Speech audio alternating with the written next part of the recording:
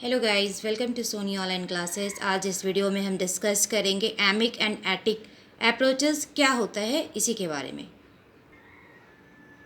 एमिक and attic जो approaches है ये एंथ्रोपोलॉजी में एक इम्पॉर्टेंट रोल प्ले करता है। अगर मानव शास्त्रीय दृष्टिकोण में देखा जाए तो किसी भी विषय का दृष्टिकोण वो अंतर्दृष्टिकोण होता है जिसके आधार पे उस विषय के संबंध में, उस फील्ड के संबंध में एक अनुसंधानकर्ता को, एक रिसर्चर को शोध प्रारूप का सूत्रीकरण करना पड़ता है। मीन्स एक रिसर्च डिज़ाइन का सूत्रीकरण करना पड़ता है जिसके सहारे एक अनुसंधानकर्ता अपने अनुसंधान निष्कर्ष पर पहुंचता है, अपने कंक्लूजन पे वो पहुंचता है।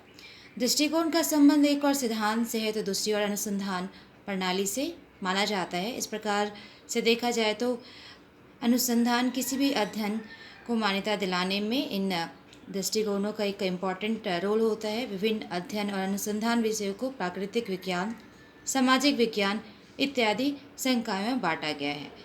एमिक और एटिक अप्रोचेस एक इम्पॉर्टेंट रोल प्ले करता है। जैसे कि सांस्कृतिक व्यवहार में एमिक दृष्टिकोण विशिष्ट संस्कृतियों को दर्शाने का ये काम करता है। किसी भी समुदाय की अपनी मनोभावना होती है, अपनी सोच होती है, इसी के आधार पे वह अपने आदतों और संस्कृति को अपने ढंग से वो प्रस्तुत करता है, उसे रिप्रेजेंट करता है। जिस कल्चर से आप बिलोंग करते हैं आप उसी कल्चर को आप रिप्रेजेंट करते हैं। एमिक दृष्टिकोण में कर्ता या सूचनादाता मीन्स कि इन्फॉर्मेट, जिससे आप इंफॉर्मेशन कलेक्ट कर रहे हैं तो उनका रोल होता है एमिक में। तो एमिक दृष्टिकोण में एक कर्ता या सूचनादाता आंतरिक मनोभावना पर ध्यान दिया जाता है। इसमें यह माना जाता है कि फील्ड से रिलेटेड आपको इन्फॉर्मेट जो भी इंफॉर्मेशन दे रहा है वो सही है, क्योंकि वो वहाँ रहता है और वो आपसे ज़्यादा इन्फॉर्मेशन रखता है। तो इसमें यह माना जाता है कि एक संबंधित विषय के बारे में एक इन्फॉर्मेट को, सूचनादाता को, अनुसंधानकर्ता की तुलना में बेहतर जानकारी होती है, उसे बेहतर नॉलेज होता है अपने गांव के बारे में या उस फील्ड के बारे में।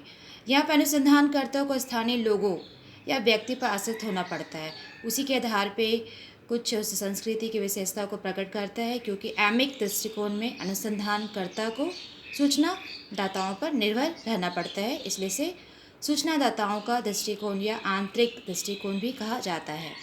नेक्स्ट जो है एटिक अप्रोचेस क्या है। तो मानव शास्त्र ने अनुसंधान के क्षेत्र में एटिक दृष्टिकोण का विकास मानव जाति वर्णन शास्त्र की उत्पत्ति के साथ हुआ। एमिक और एटिक जो ये अप्रोचेस है इसकी चर्चा क्लियर नहीं हुआ, लेकिन फिर भी अस्पष्ट रूप से मानव वैज्ञानिक जो मार्विन हैरिस है उन्होंने अपने बुक्स में किया है। जैसे फर्स्ट जो उनकी बुक जो पब्लिश हुई थी 1964 में, the nature of cultural things.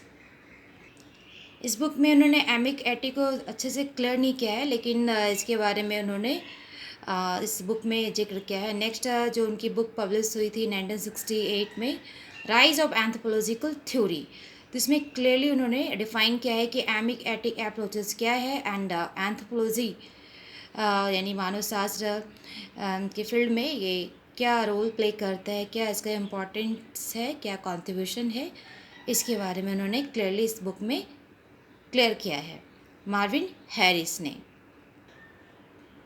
Marvin Harris से इनके अलावा केनेथ स्पाइक ने भी एमिक एटिक अप्रोचेस का जिक्र किया था। सबसे पहले उन्होंने किया था 1954 में।